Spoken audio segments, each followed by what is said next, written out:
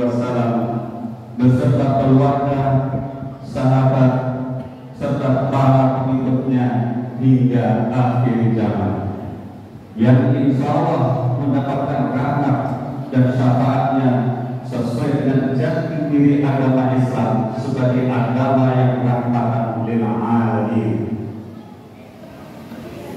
Allahu Akbar, Allahu Akbar, Allahu Akbar. Hadirin jamaah salat Idul Fitri rahimakumullah. Pada kesempatan yang mulia ini, sebelum salat Idul Fitri dimulai, izinkanlah kami menyampaikan laporan kegiatan selama bulan Ramadan tahun 1444 Hijriah di Masjid Al-Mustaqim yang kita cintai. Allah Subhanahu wa Ta'ala telah mengingatkan bahwa takwa adalah bekal yang paling penting dan yang paling berharga untuk menghadap hari-hari mendatang dalam mengisi lembaran-lembaran kehidupan kita, sebagaimana dalam firman-Nya, A'udzubillahi minasyaitonirrajim, Bismillahirrahmanirrahim, wa tazawwadu fa inna khairaz zadi taqwa. Dan siapkanlah bekal kalian, maka sesungguhnya sebaik-baik bekal adalah takwa. Quran Surah Al-Baqarah ayat 197. Rentetan gelar yang disandang di depan atau di belakang nama, sederet bintang kehormatan yang terpampang di dada, popularitas yang tersiar di mana-mana, wajah cantik yang menawan, wajah elok nan rupawan, serta segala atribut duniawi lainnya, tak satu pun yang masuk ke dalam kriteria yang mulia di sisi Allah Subhanahu wa Ta'ala. Semua bersifat fana yang akan musnah dan sirna dikilas oleh Sang Maha. Satu-satunya predikat yang harus dipertahankan oleh kita semua adalah predikat takwa. Allah Subhanahu wa Ta'ala berfirman, A'udzubillahi minasyaitonirrajim, Bismillahirrahmanirrahim. Ya ayyuhalladzina amanu taqullaha wal tanzur nafsum ma qaddamat lighad wattaqullaha innallaha khabirum bima ta'malun. Yang artinya, hai orang-orang yang beriman, bertakwalah kepada Allah dan hendaklah setiap diri memperhatikan apa yang telah diperbuatnya untuk hari esok, dan bertakwalah kepada Allah, sesungguhnya Allah Maha mengetahui apa yang kamu kerjakan. Quran Surah Al-Hasyr ayat 18. Allahu Akbar, Allahu Akbar, Allahu Akbar, walillahil hamd. Hadirin wal hadirat sidang Majelis Idul Fitri rahimani wa rahimakumullah. Allah Subhanahu wa Ta'ala berfirman dalam surah An-Nisa ayat 36, A'udzubillahi minasyaitonirrajim, Bismillahirrahmanirrahim. Wa'budullaha wa la tusyriku bihi syai'a wa bil walidaini ihsana wa bidil qurba wal yatama wal masakini wal jari dil qurba wal jaril junubi was-sahibil janbi wa ibnis sabil wa ma malakat aymanukum innallaha la yuhibbu man kana mukhtalan fakhura. Yang artinya, dan sembahlah Allah Subhanahu wa Ta'ala dan janganlah kamu mempersekutukannya dengan suatu apapun, dan berbuat baiklah kepada kedua orang tua, karib kerabat, anak-anak yatim, orang-orang miskin, tetangga dekat dan tetangga jauh, teman sejawat, ibnu sabil, dan hamba sahaya yang kamu miliki. Sesungguhnya Allah tidak menyukai orang yang sombong dan membanggakan diri. Quran Surah An-Nisa ayat 36. Sidang salat Idul Fitri rahimani wa rahimakumullah. Dalam ayat tersebut Allah Subhanahu wa Ta'ala memerintahkan agar kita senantiasa untuk berbuat baik. Bahkan pada ayat tersebut disebutkan pula kepada siapa saja kita berbuat baik. Adapun penjelasannya sebagai berikut. Yang pertama yaitu perintah untuk beribadah dan menyembah kepada Allah Subhanahu wa taala. Pada ayat tersebut dengan jelas Allah Subhanahu wa taala memerintahkan kepada hambanya untuk beribadah dan menyembah hanya kepadanya dan tidak ada sekutu baginya, sebab dialah segala pencipta, sebab dialah segala pemberi rizki, sebab dialah segala pemberi nikmat, sebab dialah segala pemberi karunia. Dan di dalam agama pun hukumnya wajib untuk beribadah hanya kepadanya. Adapun contoh beribadah yang keterkaitannya dengan tetangga adalah yang pertama, bersedekah. Adapun arti bersedekah adalah pemberian seorang muslim kepada orang lain secara sukarela dan ikhlas tanpa dibatasi waktu dan jumlah yang tertentu.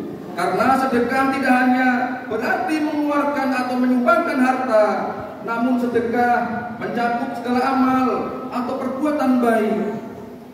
Contoh yang kedua yaitu perkataan yang baik atau berbuat baik kepada sesama manusia juga termasuk kebaikan atau ibadah kepada Allah Subhanahu wa taala. Adapun contoh yang ketiga yaitu mendamaikan dua orang yang tengah bersengketa atau bermusuhan, itu juga termasuk ibadah kepada Allah Subhanahu wa taala. Adapun perintah yang kedua yaitu larangan untuk menyekutukan Allah Subhanahu wa taala atau berbuat syirik kepadanya. Syirik atau mensekutukannya yaitu menyekutukan Allah dengan meyakini adanya Tuhan selain Allah. Disebut syirik besar karena menyekutukan Tuhan secara keseluruhan. Begitu besar syirik ini, maka dosanya tidak diampuni oleh Allah Subhanahu wa taala. Mereka itu adalah orang yang kikir, dan bila memanfaatkan hartanya ia meminta pamrih, maka itulah yang mempersekutukan Allah Subhanahu wa taala, dan karena itu pula mereka dikecam. Melakukan ibadah dan amal solih bukan karena Allah Subhanahu wa taala semata, tetapi juga karena manusia atau yang lainnya, baik karena terpaksa maupun karena ingin mendapatkan pujian. Misalnya ketika kita mendirikan sholat tidak semata karena menunaikan perintah Allah Subhanahu wa taala, tetapi juga karena ingin dilihat dan dipuji oleh manusia. Allahu Akbar, Allahu Akbar, Allahu Akbar, walillahil hamd. Hadirin sidang majelis Idul Fitri rahimani wa rahimakumullah. Adapun perintah yang ketiga yaitu berbuat baik kepada ibu dan bapak atau kepada kedua orang tua kita. Hadirin yang dimuliakan Allah, mari kita hentikan sejenak putaran roda kehidupan dalam menatap bumi yang serba mengasihkan untuk menyimak pengalaman ruhaninya agar tidak terlena dalam kehidupan yang serba rutin. Dengan berkah dan hikmah kuasa yang telah kita lakukan, marilah sejenak kita menatap ke depan, kita pusatkan perhatian, kita pusatkan pikiran kita kepada sosok ayah, sosok laki-laki yang sangat kita kenal, yang sangat kita cintai, sosok yang dahulunya tegar dan kokoh, kini kurus krempeng dan setengah terbungkuk. Dulu kerling matanya berbinar-binar, hendak menggapai masa depan. Kini cahaya mata itu memudar dengan nafas yang terengah-engah. Dulu ketika sang ayah, dulu ketika sang mentari pagi telah menampakkan sinarnya di ufuk timur sana, ayahanda kita sudah berangkat penuh optimis, hendak mengais rizki yang disediakan oleh Allah Subhanahu wa taala di belahan bumi ini. Kini langkah itu tertatih-tatih.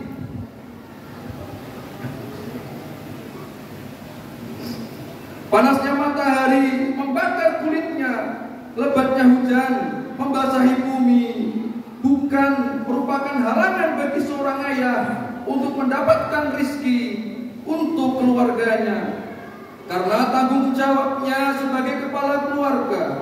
Bahkan mungkin di antara kita hadirin ada yang tinggal menghayal, ada yang tinggal membayangkan andai masa-masa indah itu masih bisa terulang kembali, andai ayah yang kita cintai masih hidup dan bersama kita lagi, maka akan kita tumpahkan segala kerinduan itu kepadanya, dan takkan kita biarkan waktu berlalu begitu saja demi untuk membahagiakannya. Ayah, seharusnya di usiamu yang sudah senja tak pantas lagi menanggung beban yang sangat berat itu. Ayah, di usiamu yang sudah sangat tua itu tidak pantas lagi engkau banting tulang untuk kami. Namun keberuntungan rupa-rupanya belum bersahabat denganmu ayah, sehingga derita hidup berkepanjangan selalu engkau rasakan. Ya Allah, ya Tuhan kami, berilah kekuatan dan kemampuan pada hamba-Mu ini untuk memberikan kebahagiaan kepada orang tua hamba yang telah banyak berjasa kepada hamba di dalam membesarkan dan menafkahi kami dengan begitu tulus, dengan begitu ikhlas, tanpa mengharapkan apapun. Allahu Akbar, Allahu Akbar, Allahu Akbar, walillahil hamd. Selanjutnya, mari kita melihat ke kanan, pusatkan pikiran kita dan perhatikan kita kepada sosok perempuan tua yang sudah sangat kita kenal. Sosok perempuan dengan tulus, sosok perempuan dengan ikhlas telah membesarkan kita. Sosok perempuan yang mungkin masih hidup dalam sisa-sisa umurnya, atau bahkan sosok perempuan yang telah meninggalkan kita dan sangat mengharapkan kiriman doa dari kita. Dan mari sejenak kita perhatikan dialog menarik antara sahabat dan Rasulullah SAW. Suatu ketika telah datang seorang sahabat kepada Nabi Muhammad SAW. Lalu para sahabat tersebut bertanya, siapakah yang paling pantas aku cintai ya Rasulullah? Nabi Muhammad SAW menjawab, ibumu. Sesudah itu bertanya lagi sahabat tadi, setelah itu siapa pula ya Rasulullah? Nabi Muhammad SAW pun menjawab, ibumu. Pada kali ketiga sahabat tadi bertanya lagi, setelah itu siapa pula ya Rasulullah? Nabi Muhammad SAW menjawab, ibumu. Baru kemudian bapakmu. Ibumu, ibumu, ibumu, lalu bapakmu. Allahu Akbar, Allahu Akbar, Allahu Akbar, walillahil hamd. Ingat dan kenanglah selalu jasa sang ibu yang mungkin kini masih hidup dalam keadaan tua renta, atau bahkan telah tiada meninggalkan kita karena telah berpulang ke rahmatullah. Bagi saudara yang ibunya masih hidup, tentu saudara sangatlah beruntung karena masih ada kesempatan untuk membahagiakan seorang perempuan yang sangat berjasa luar biasa dalam relung kehidupan ini. Hadirin, tak cukup perbendaharaan kata hendak melukiskan derita ibu ketika beliau mengandung selama kurang lebih 9 bulan 10 hari, kemudian melahirkan kita dengan pilihan antara hidup ataupun mati. Saat kita lahir, tidurnya tak lagi nyenyak. Pada malam-malam gelap gulita yang sunyi, manakala orang-orang pada terlelap tidur sembari dibuai oleh mimpi-mimpi indah, sang ibu justru terbangun untuk menyusui bayinya yang tengah menangis. Terus-menerus hal itu beliau lakukan sampai sang anak tercinta tumbuh menjadi besar. Ingin sekali sang ibu mengantarkan buah hati anak kesayangannya ke pantai idaman, ke pantai kebahagiaan. Tetapi apalah daya, seorang wanita dengan segala keterbatasan yang beliau miliki, rasanya tak seorang pun sosok ibu di dunia ini yang tega melihat tambatan hatinya, yang tega melihat belahan jiwanya berkubang hidup dengan derita dan nastapa. Menetes air mata ibunda tercinta ketika mendengar anak kesayangannya dipukul oleh temannya di sekolah. Menetes air mata ibunda tercinta ketika mendengar belahan hatinya ada yang menghina dan melecehkannya. Merintih pedih dan menjerit batin seorang ibu ketika melihat buah hatinya terluka, walau hanya terinjak oleh pecahan kaca. Berlinang air mata ibu menetes di wajah tuanya ketika pada hari raya seperti ini ia tak mampu membelikan anaknya walau hanya selembar baju untuk hari raya. Begitu tabah engkau ibu, siang berganti dengan malam, dan malam pun sirna berganti dengan siang, merawat dan memelihara kesayangannya. Begitu ikhlas hati seorang ibu dalam membesarkan jantung hatinya tanpa mengharap balasan dari kita semua.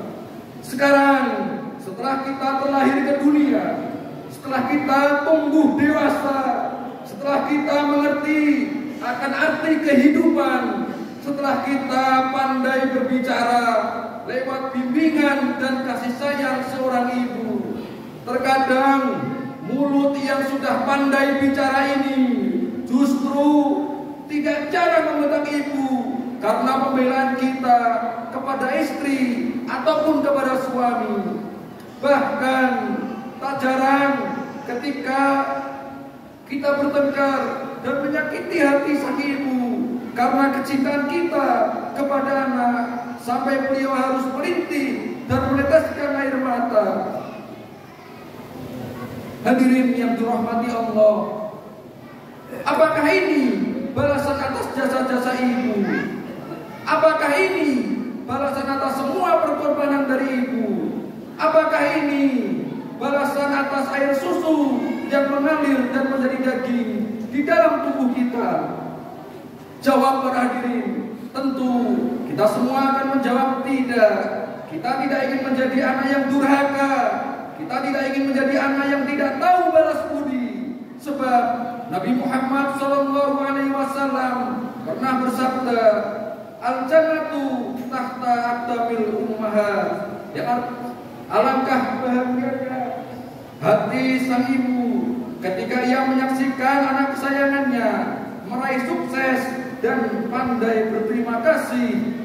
Betapa girangnya seorang ibu ketika sang anak bersama dengan menantu tercintanya, bersama cucu-cucunya datang ke tempat kediamannya, walau hanya untuk sekedar bersimpuh dan mencium kedua tangannya.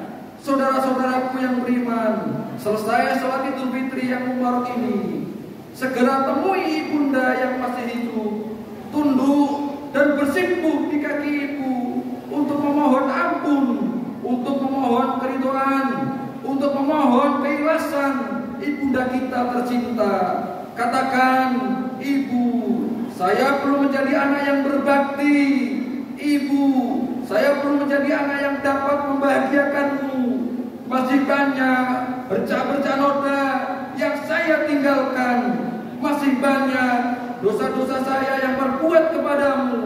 Ibu, maafkanlah anakmu ini yang belum sempat membalas budimu. Andai engkau masih di sini, ibu, andaikan engkau masih bersama kamu, andaikan engkau masih bersamaku, ibu, aku akan berusaha membahagiakanmu walau itu di sisa-sisa hidupmu. Allahu Akbar, Allahu Akbar, Allahu Akbar, walillahil hamd. Hadirin sidang majelis sholat Idul Fitri rahimani wa rahimakumullah. Hari berganti hari, waktu berganti waktu, berarti semakin dekat pula kita dekat dengan kematian. Maut akan segera menjemput. segagah apapun kita sekarang dan sekejap apapun jasad kita sekarang, kita tidak akan bisa menghindar dari yang namanya kematian. Alangkah indahnya hidup ini, cuma sekali ini, manakala kita bisa mengisi hidup ini dengan kegiatan ibadah dan amal-amal sholih. Alangkah bahagianya hidup ini jika di akhir hayat nanti kita tetap menjadi orang yang bertakwa, kita tetap menjadi orang yang berbakti, terutama kepada kedua orang tua kita. Hadirin, jangan tunggu Allah Subhanahu wa Ta'ala memanggil ayahanda kita, memanggil ibunda tercinta kita, baru kemudian kita akan berbakti kepada keduanya.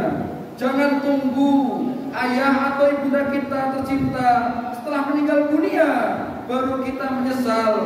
Ingat para hadirin, kalau Allah mau, hari ini juga, detik ini juga, Allah bisa saja memanggil orang-orang yang kita cintai. Allah bisa memanggil ayah kita, Allah bisa memanggil kita, Allah bisa memanggil istri kita, Allah bisa memanggil suami kita, bahkan anak-anak yang kita cintai bisa saja hilang dalam seketika bila Allah Subhanahu wa Ta'ala menghendaki. Untuk itu, bertobatlah kepada Allah Subhanahu wa Ta'ala dan berilah kasih sayang yang tulus kepada orang-orang yang kita cintai. Dan bagi saudara-saudaraku yang kurang beruntung karena telah ditinggal pergi oleh ayahandanya, yang kurang beruntung karena telah ditinggal pergi oleh ibunda tercintanya untuk selama-lamanya, segera ziarahi kuburnya dan jangan lupa panjatkan doa kehadirat Ilahi Rabbi. Mohonlah agar Allah Subhanahu wa Ta'ala melapangkan tempat ayahanda kita dan ibunda kita tercinta dan meringankan mereka dari azab dan siksa kubur yang sangat dahsyat. Janganlah lupa untuk terus berdoa untuk ayahanda kita, untuk ibunda kita tercinta yang sangat mengharapkan pertolongan kita, walau hanya sekedar doa. Hadirin jamaah salat Idul Fitri rahimani wa rahimakumullah. Adapun pesan keempat dari surah An-Nisa ayat 36, yaitu kita diminta untuk berbuat baik kepada karib atau kerabat. Dalam ayat tersebut kita diperintahkan agar berbuat baik kepada semua kerabat. Secara prinsip, seorang muslim harus bersikap baik kepada kerabat-kerabatnya yang lain sebagaimana ia bersikap kepada ibu, sebagaimana ia bersikap kepada bapaknya, sebagaimana ia bersikap kepada anak-anaknya, dan sebagaimana bersikap dia kepada saudara-saudaranya. Bibi kita perlakukan seperti ibu, paman kita perlakukan seperti bapak. Demikian juga hubungan saudara adik kakak yang telah tua bersikap kepada yang lebih muda seperti orang tua kepada anaknya, dan yang lebih muda bersikap seperti anak kepada kedua orang tuanya. Begitu seterusnya secara melebar dengan cucu, sepupu dan keponakan. Adapun perintah yang kelima, yaitu kita diminta berbuat baik kepada anak yatim. Anak yatim adalah seorang anak yang ditinggal mati oleh ayahnya sebelum dia berusia balik. Allah Subhanahu wa Ta'ala memerintahkan kita untuk berbuat baik kepada anak yatim. Begitu pula Nabi Muhammad SAW sebagaimana teladan umat manusia menganjurkan kita untuk berbuat baik kepada anak yatim. Seorang anak yatim memerlukan sosok orang tua yang penuh kasih sayang dan penuh perhatian, serta juga turut membantu menafkahi penghidupan dari mereka, sehingga mereka tidak merasa sedih, sehingga mereka tidak merasa sangat kepanjangan dalam kesedihannya. Berbuat baik kepada anak yatim juga merupakan perintah yang harus kita kerjakan sebagaimana termuat dalam ayat di atas. Perintah yang keenam, yaitu kita diminta berbuat baik kepada orang miskin. Aspek berbuat baik juga tidak luput dari berbuat baik kepada orang miskin, yaitu orang-orang fakir, Kata miskin tersebut mencakup orang miskin dan orang fakir. Berbuat baik kepada mereka termasuk perkara yang diperintahkan oleh syariat dalam banyak ayat Al-Quran, dan syariat telah memberikan kepada mereka hak-hak yang khusus. Sedangkan alasan untuk berbuat baik kepada mereka karena kefakiran membuat mereka berdiam diri, karena kefakiran membuat mereka menjadi lemah, karena kefakiran juga membuat mereka menjadi patah hati. Maka di antara keindahan Islam dan kemuliaan akhlak adalah dengan cara kita berbuat baik kepada fakir miskin, seperti membantu memenuhi kebutuhan sandangnya, pangannya, papannya, serta mengangkat kedudukan dan harkat martabatnya. Para hadirin jamaah salat Idul Fitri rahimani wa rahimakumullah.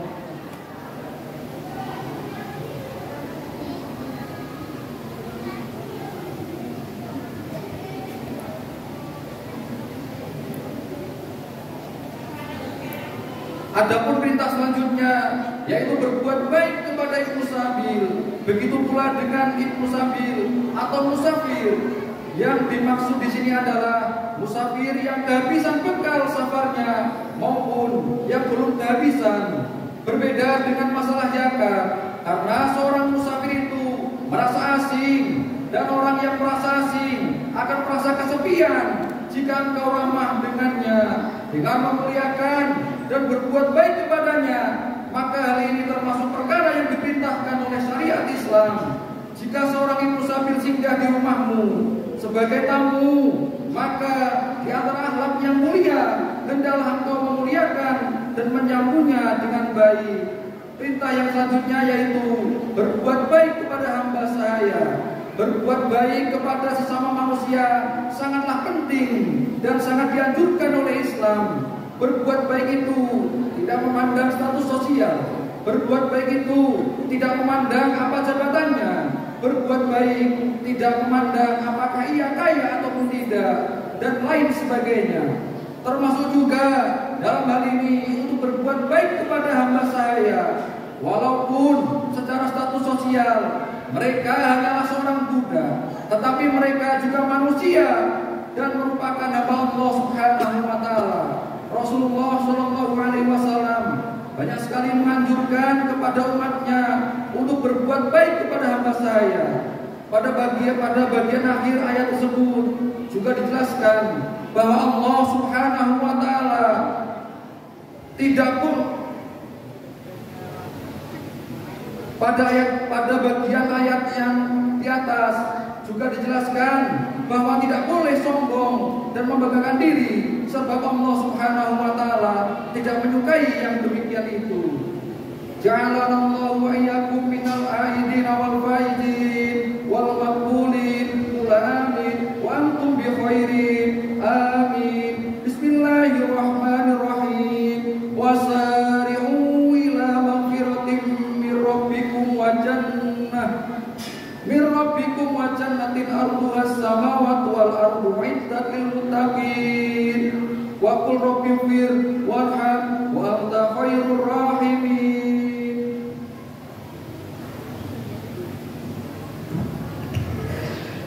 Allahumma sholli ala sayyidina Muhammad wa ala ali sayyidina Muhammad.